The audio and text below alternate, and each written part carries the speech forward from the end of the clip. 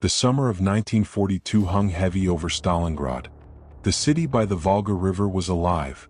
Factory whistles echoed at dawn, children played near the banks, and men worked long shifts in the steel mills that gave the city its heartbeat. For many, war was already a distant thunder. They had heard of battles far to the west, of Kiev, of Smolensk, but Stalingrad still felt safe. The Germans would never come this far east, or so they believed. In small apartments, women queued for bread, ration cards in trembling hands. The radio spoke proudly of Soviet victories, but the faces in the crowd told another story: hunger, fear, and exhaustion. Every home had someone at the front. Some received letters, most did not. Yet hope was stubborn. People still celebrated small things: a loaf of bread, a letter from a son, a quiet evening without air raid sirens. But behind that fragile calm, something dark was gathering on the horizon. On August 23, 1942, it arrived. At first it was a sound, faint, distant, like the rumble of a storm. Then the sky began to hum. People stepped onto balconies, shielding their eyes. What they saw next would haunt them for the rest of their lives. Hundreds of black dots moving across the golden evening sky, the Luftwaffe. No warning was given. Within minutes, the first bombs began to fall. Factories, homes, trams, even schools, all vanished in waves of fire. The air turned orange and black. Streets cracked open and people ran blindly through the smoke, clutching children and icons, some praying, some screaming. The city that had been alive only hours ago was burning like a furnace. Maria Ivanova, a schoolteacher, was walking home from the market when the bombs hit. She remembered diving behind a trolley, the blast throwing her across the street. When she woke, her hands were bleeding, her dress torn. Around her, there was only fire. She called out for her mother, no answer. She ran toward her street, but it was gone, turned into rubble and flame. That night, over 40,000 civilians died. In one single day.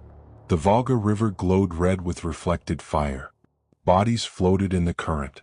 The smell of burning oil and flesh hung over the city for days. Entire families disappeared without a trace. Some took refuge in cellars, others in factory basements, and some in the old sewer tunnels that stretched beneath the streets. Yet, amidst the chaos, something unexplainable happened. The people did not leave. Even as the German Sixth Army approached, thousands of civilians refused to abandon their homes. Some believed the Red Army would protect them. Others simply had nowhere to go. Old men joined militias, women volunteered as nurses or dug trenches near the river. Children carried water for soldiers, patched uniforms, and whispered prayers they barely understood. The city was becoming a fortress, but it was also becoming a graveyard. By September, Stalingrad was under constant bombardment. The once busy squares were piles of dust and twisted metal. Churches stood without roofs, and the tram lines ended abruptly in open craters. Still life clung on. In the ruins of a bakery, a few women tried to bake bread from anything they could find: barley, sawdust, even ground-up wallpaper paste. In one street, a mother held her infant in a blanket made from a Soviet flag. She told her neighbor, "If they bomb us again, at least my child will die wrapped in red." The soldiers who entered the city later said they could smell Stalingrad before they could see it. Smoke, oil, and death, that was the scent of August 1942. The civilians, the factory workers, the mothers and old men, they didn't know it yet, but their city was about to become the heart of the fiercest battle in human history. They had survived the first fire. What was coming next would make that day look merciful. The fire had passed, but Stalingrad was no longer a city. It was a wound, open, smoking, and full of the living and the dead. The survivors crawled from the ruins like ghosts, covered in dust and ash. The Volga River, once blue and wide, was black with oil and debris. All around, people searched for missing relatives, digging with bare hands through bricks still warm from the fire. Some found what they were looking for, most did not.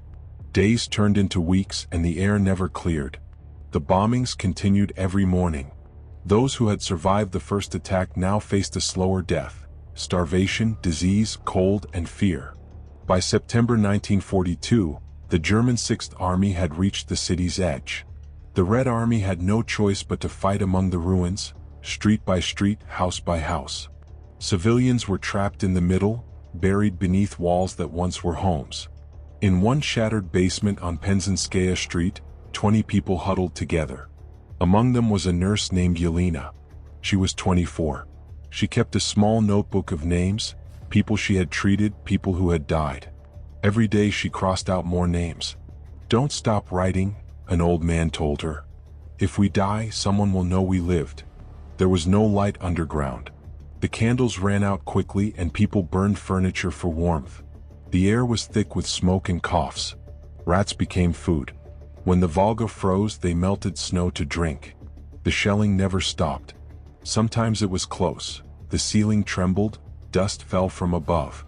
Sometimes it was far, a dull heartbeat in the distance. But the fear was always near. Above ground, the streets were unrecognizable. The once proud city of factories and theaters had become a maze of collapsed buildings, burned-out trams, and shattered statues. The people who remained rarely spoke. They just moved quietly with the faces of the dead. A child named Victor, 9 years old, remembered carrying water from the Volga in a tin can. "The river was red," he said years later. "Not from sunset, from blood." Every trip was a risk. Snipers watched the banks. If the bombs didn't kill you, a bullet might. Still, the children went. The soldiers needed water, and the soldiers were the only hope left. In the Red October factory, hundreds of civilians lived side by side with soldiers. They built barricades from machine parts and sandbags filled with ash. Women carried ammunition, old men patched uniforms, and teenagers reloaded rifles. It was no longer just an army defending Stalingrad, it was the entire city. The Germans could not understand it. They thought the civilians would flee, that the city would surrender.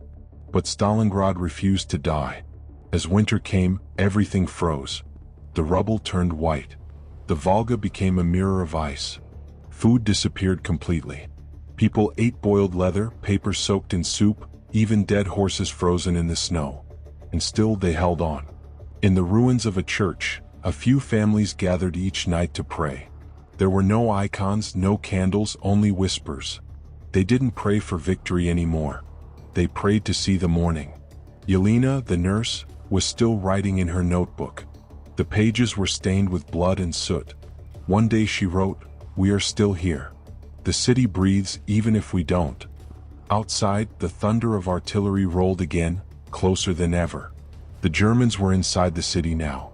No one knew it yet, but Stalingrad's real nightmare was only beginning. Winter came early that year.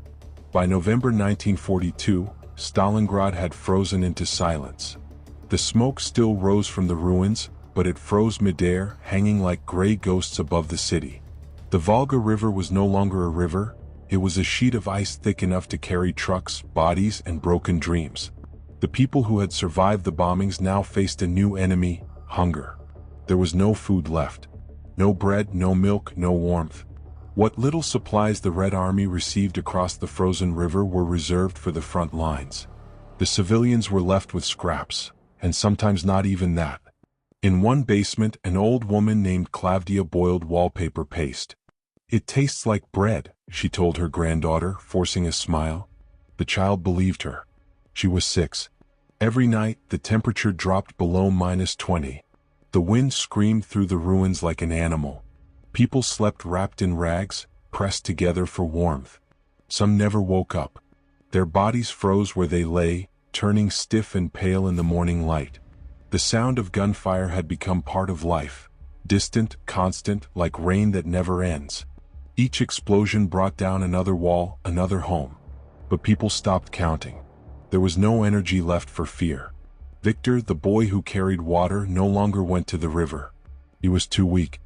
His mother whispered to him, "The Germans will be gone soon. We'll have bread again." He didn't answer. His lips were blue. The hospitals were full, though they had no medicine. Nurses like Yelena worked by the dim light of burning rags soaked in oil. Her notebook had grown thicker, every name a memory. Sometimes soldiers brought in children pulled from collapsed houses. Sometimes there was nothing left to bring. Still, there were moments of strange kindness. A German shell hit a bakery, and for the first time in months, The air smelled of real bread. People ran toward it, hands outstretched, not caring about the fire. A few loaves survived the blast, half-burnt, blackened, but it didn't matter. For a moment, people smiled. The Red Army soldiers shared what little they could. Some gave civilians their rations. Others shared warmth inside trenches. There was no line between soldier and citizen anymore. Everyone was fighting to stay alive. By December, the city had become a frozen tomb. And yet, in the middle of all this, news began to spread like a spark. The Soviet forces had surrounded the German Sixth Army. The civilians didn't fully understand what encirclement meant, but they knew one thing: hope had returned. That night, Yelena wrote in her notebook, "They say the enemy is trapped. Maybe this time, it's not us who will die." But the shelling didn't stop. The Germans, desperate and starving themselves, rained fire on what was left of the city. Entire blocks disappeared in flashes of light. The ground shook as if the earth itself wanted to escape. By the start of January 1943, only a few thousand civilians were still alive in Stalingrad. They were pale shadows of who they once were, bones wrapped in rags, eyes too tired to cry. But they had done something no one thought possible. They had survived the fire, the hunger, the cold, and the constant terror. And though they didn't know it yet, their endurance had already become legend. The Red Army was closing in. The nightmare was about to end, but not before one final storm. By January 1943, Stalingrad no longer looked like a city. It was a graveyard made of bricks, metal, and silence. No street had a name anymore, only memories. Every corner, every ruined building held the smell of smoke, blood, and winter. The civilians who had survived were ghosts among the ruins. Their faces were hollow, their hands trembling from hunger. And yet their eyes burned with something unbreakable, the will to live. The sounds of battle still echoed day and night. Artillery shook the ground. The Red Army had completely encircled the Germans. From the north, south, and west, Soviet divisions closed in, squeezing the life out of the once mighty Sixth Army. Inside the ruins, the civilians could hear the change. The thunder of German guns was fading. For the first time in months, the silence didn't mean fear, it meant hope. In a basement near Red October factory, Yelena, the nurse, counted the days. Her hands were thin, her uniform torn. She had stopped writing in her notebook. There were too many names now. A soldier came down the stairs one morning, his face blackened with soot. "They're surrendering," he whispered. Yelena stared at him, unsure if it was a dream. "The Germans?" He nodded. "It's over. They're giving up." Above ground, snow was falling. The city that had burned for months was now covered in white, as if the heavens were trying to hide the scars. But the truth could not be hidden. Every street was filled with wreckage, tanks frozen in place, guns pointing at nothing. German soldiers, once proud and unstoppable, now walked with their hands raised. Their faces were gray, their bodies wrapped in blankets, some barefoot in the snow. Soviet troops marched past them, too tired to celebrate.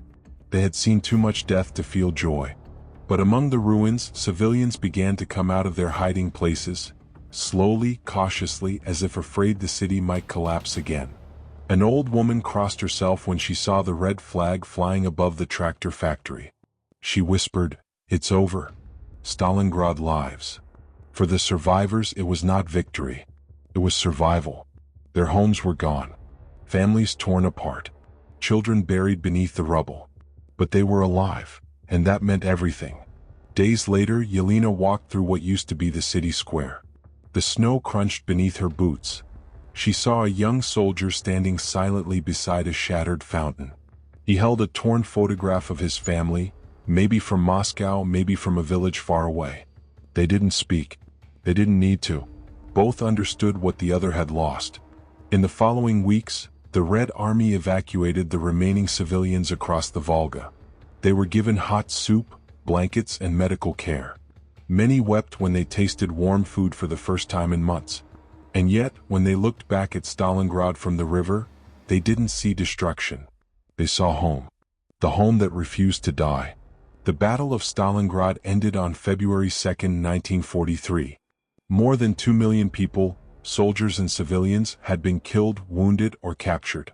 But out of that horror rose something greater than victory, the unbreakable spirit of the human soul. The civilians of Stalingrad were not soldiers. They had no guns, no uniforms. But they fought with courage that defied all logic, against bombs, hunger, and fear itself. And when history speaks of Stalingrad, it does not speak only of generals and battles.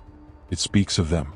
The mothers, the children, the old, and the forgotten, who stood unarmed in front of the storm, and endured.